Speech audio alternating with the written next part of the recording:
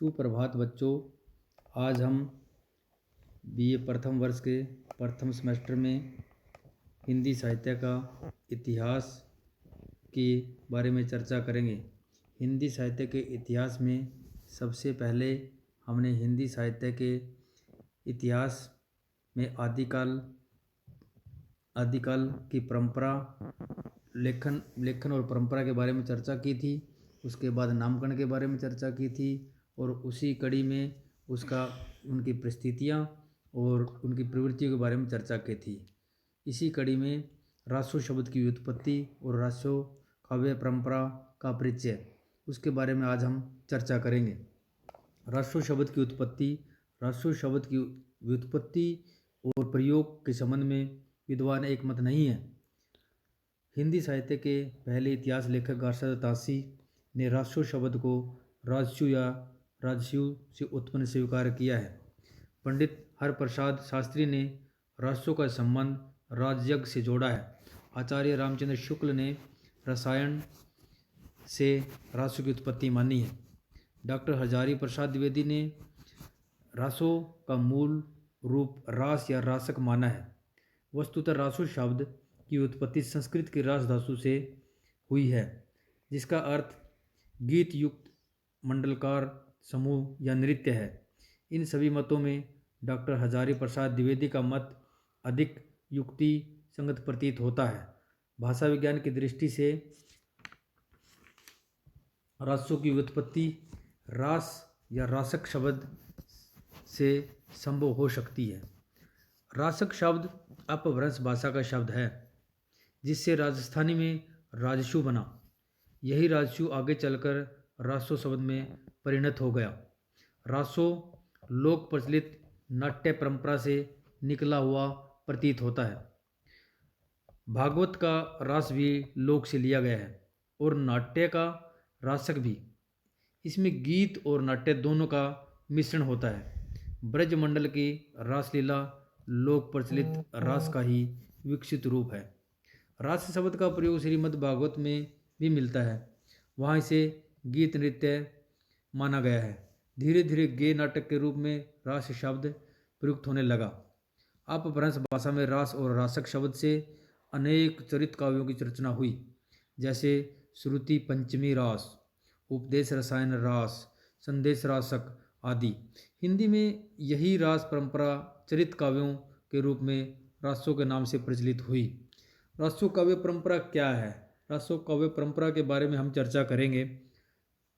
आदिकालीन रासो साहित्य के अंतर्गत जिन रचनाओं को शामिल किया गया है वे सभी उपलब्ध हैं और उनकी रचयिताओं के संबंध में भी बहुत कुछ ज्ञात है।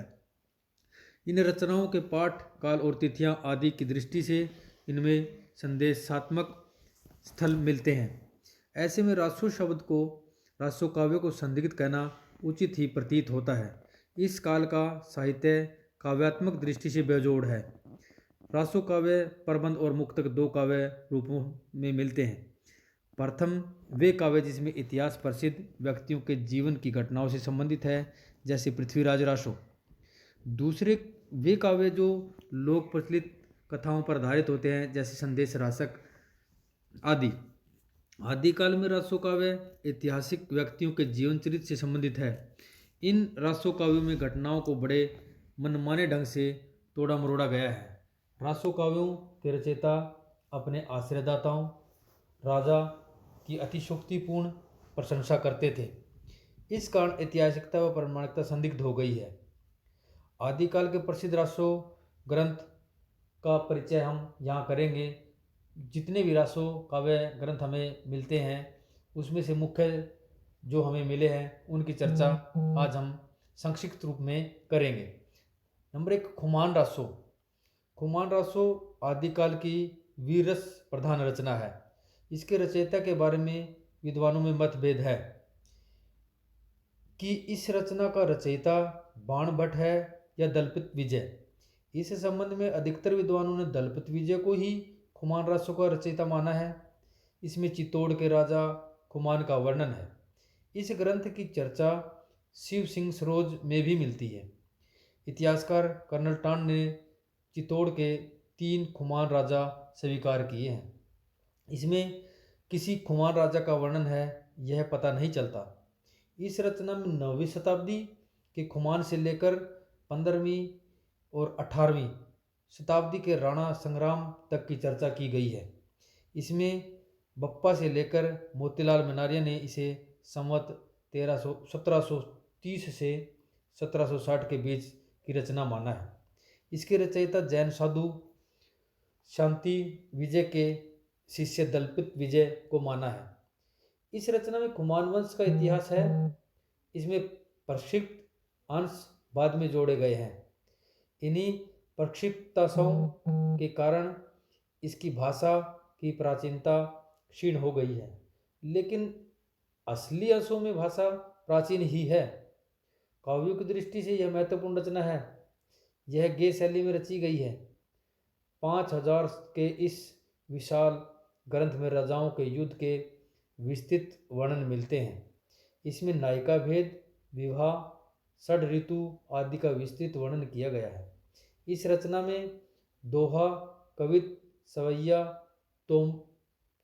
तोटक आदि छंदों का सफल प्रयोग देखा जा सकता है। राजाओं की प्रशंसा अतिशोक्तिपूर्ण ढंग से की गई है। इस वीर तथा श्रृंगार रस का सुंदर परिपाक हुआ है।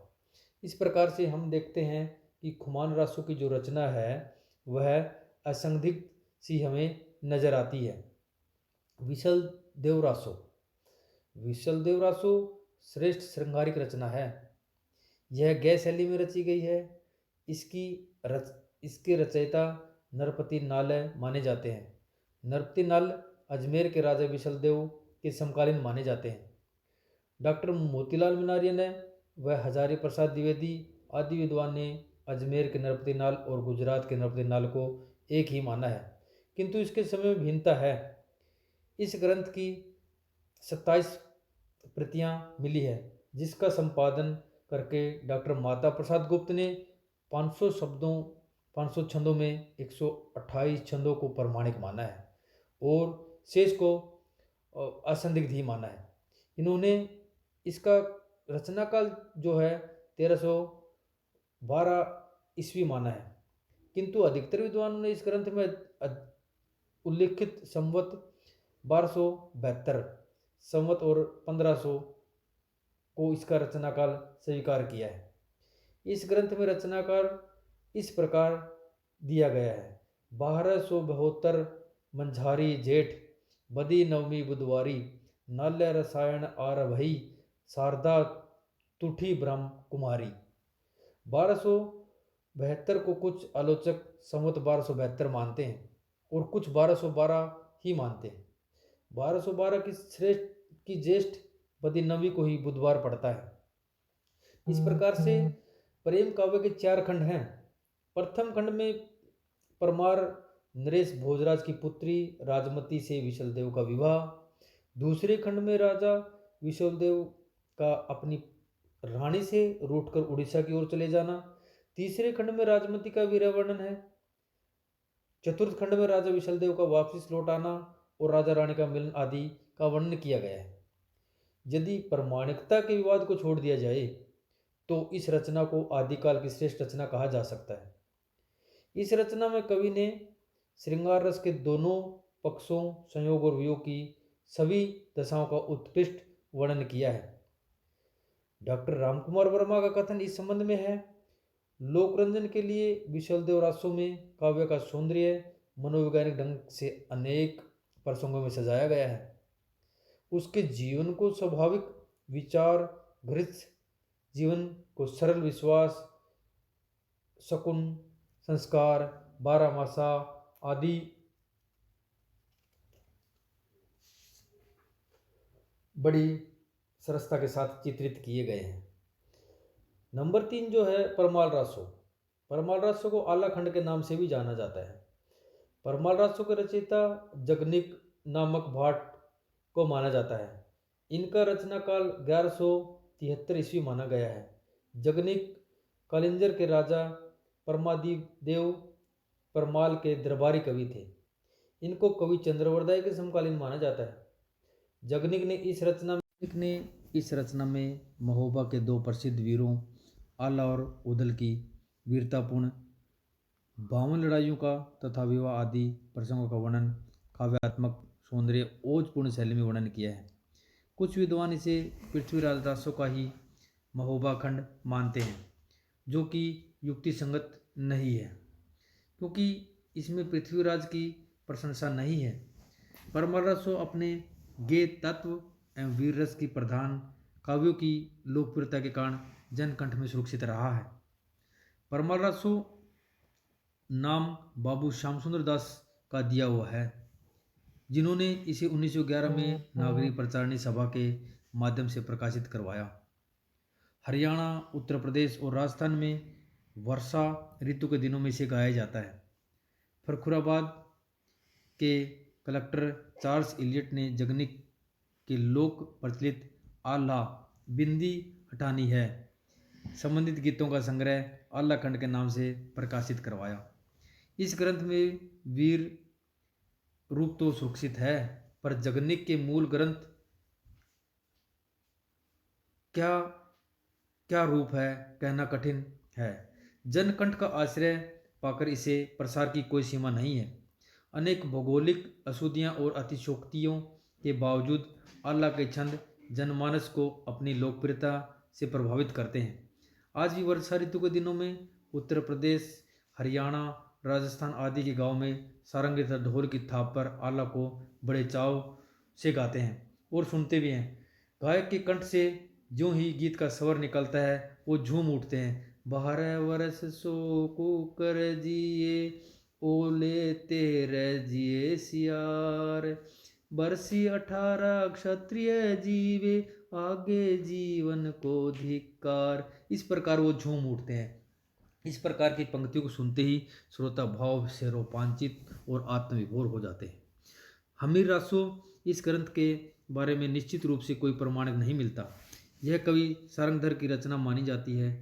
इसमें रणथंभोर के राजा हमीर का गौरवगान है तथा अलाउद्दीन की सेना के साथ राजा हमीर के युद्ध का ओजपूर्ण शैली में वर्णन है। स्वतंत्र रूप से इस कृति का नाम का कोई प्रमाण उपलब्ध नहीं है।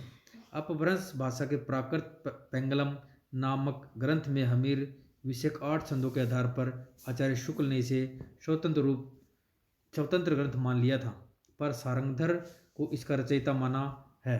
इसके विपरीत महामंडित राउल सांस्कृत्यायन तथा हजारी प्रसाद द्विवेदी ने इस रचना के रचयिता जज्जल को मानते हैं। अतः हम इस ग्रंथ के रचना के बारे में निश्चित रूप से कुछ नहीं कह सकते। कुछ विद्वानों ने जज्जल को हमीर का मंत्री प्रमाणित कर यह सिद्ध किया कि छंदों में हमीर को वीरता का वर्णन न करके जज्जल की वीरता का उल्लेख है। यदि हम सारंगधर को इसका रचनाकार माने तो उनके कालक्रमानुसार उनका रचनाकाल जो है वो 1375 के निकट होना चाहिए। यह भी मत पूर्ण रूप से प्रमाणिक नहीं है। हम देखते हैं कि हमीर रासो जो रचना है वह मूल रूप से प्रमाणिक नहीं मानी गई है। नंबर 5 जो है वो पृथ्वीराज रासो है। पृथ्वीराज रासो को हिंदी का प्रथम महाकाव्य होने का गौरव प्राप्त है। इस रासो काव्य का प्रतिनिधित्व काव्य माना जाता है। इसके रचयिता प्रसिद्ध दरबारी कवि चंद्रवरदाई थे। इस ग्रंथ का कथानक अजमेर और दिल्ली के हिंदू शासक पृथ्वीराज चौहान की वीरता, उदारता एवं शौर्य आदि पर आधारित है। 4 संस्करणों में उपलब्ध है। पृथ्वीराज रासो एक विशालकाय चरित काव्य है। इसकी प्रमाणिकता आज भी विवाद का विषय है। इसे एक अर्ध प्रमाणिक रचना माना जा सकता है, फिर भी काव्य सौंदर्य की दृष्टि इसका महत्व अक्षुण्ण प्रतीत होता है। पृथ्वीराज रासो एक वीर काव्य है। इसमें युद्धों की प्रधानता है। युद्धों के अनेक सुंदर चित्र रासोकार ने प्रस्तुत किए हैं। रासो में वीर रस के साथ साथ श्रृंगार रस का भी सुंदर परिपाक हुआ है। कवि ने भावानुकूल अलंकारों का भी प्रयोग किया। शब्द अलंकारों में अनुप्रास और यमक तथा अर्थालंकार में उपमा, रूपक, उत्प्रेक्षा आदि अलंकारों का सुंदर निर्वाह हुआ है। कवि ने इसमें दोहा, छप्पे, कवित्त, साटक, तोमर, पदरी आदि छंदों का सुंदर परिपाक वर्णन किया है। इसमें कवि ने डिंगल व पिंगल भाषा का भी प्रयोग किया। युद्धों के वर्णन तथा श्रृंगार चित्रण में यही अलंकार छंद सहायक होते हैं। पृथ्वीराज रासो आदिकाल की हम सबसे श्रेष्ठ रचना मानते हैं। नंबर 6 है संदेश रासक। यह रासो काव्य परंपरा का प्रथम उपलब्ध ग्रंथ माना जाता है। अपभ्रंश भाषा में रचित होने पर भी यह काफ़ी लोकप्रिय हुआ है। वैदिक संस्कृत, लौकिक संस्कृत, पाली, प्राकृत, अपभ्रंश और अपभ्रंश भाषा में रचित होने के कारण यह काफ़ी लोकप्रिय हुआ, क्योंकि अपभ्रंश भाषा से ही हिंदी भाषा की उत्पत्ति मानी जाती है। इसके रचयिता मुल्तान निवासी अब्दुल रहमान हैं। ये जुलाहा जाति से संबंध रखते थे। संदेश रासक लौकिक प्रेम कथात्मक खंड काव्य है। खंड काव्य मैं यहाँ विदित करना चाहता हूँ कि आदिकाल में प्रबंध काव्य, खंड काव्य और मुक्तक काव्य, ये 3 काव्य की शैलियाँ होती है, जिसमें आदिकाल में प्रबंध काव्य और खंड काव्य आदि की ही रचना की गई। यह खंड काव्य 233 पदों व 3 खंडों में विभाजित है। यह एक दूत काव्य है। इस दूत काव्य में विरहिणी नायिका का विरह वर्णन अत्यंत मार्मिकता के साथ हुआ है। संदेश कथनों में नारी हृदय की परवशता, आकुलता और विदगतता एक साथ मुखरित हो उठती है। इसका रचना काल भी विवादग्रस्त है। अधिकतर विद्वान इसे 11वीं-12वीं शताब्दी की रचना मानते हैं, लेकिन डॉक्टर राम नामवर के अनुसार यह समझना भ्रांति है कि वह ग्राम्य अपभ्रंश में लिखा हुआ काव्य है। वस्तुतः इसके भाव और भाषा पर नगरता की छाप है। छंद विविधता और अलंकार सज्जा दोनों दृष्टियों से संदेश रासक एक अत्यंत परिमार्जित रचना मानते हैं। नंबर 7 विजयपाल रासो। विजयपाल रासो वीर गाथात्मक रचना है। यह नल सिंह द्वारा रचित काव्य है। इसके रचना काल के बारे में विद्वानों में काफ़ी मतभेद है। मिश्र बंधुओं ने इसका रचना काल 1298 ईस्वी माना है और माता प्रसाद गुप्त इसे 1543 के बाद की रचना मानते हैं। आज तक इसके 42 छंद ही प्राप्त हुए हैं। इसमें करौली राजा विजयपाल के दिग्विजय कथा के साथ साथ युद्धों का भी ओजपूर्ण शैली में वर्णन किया गया है। शैली का मतलब है स्टाइल। किस प्रकार से हम लोगों को उत्तेजित करने के लिए, प्रभावित करने के लिए किस शैली में अपनी रचना को प्रस्तुत करते हैं। युद्धों की जो शैली होती है वो ओजपूर्ण शैली में और वीरपूर्ण शैली में ही ज़्यादा मुखरित होती है। तो यह वीररस प्रधान रचना है।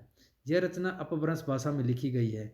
इस प्रकार से हम देखते हैं कि आदिकाल में रासो काव्य परंपरा जो है वह रासो शब्द की व्युत्पत्ति, रासो काव्य परंपरा में किस प्रकार के काव्यों की रचना की गई है उसे हमने आज पढ़ा है।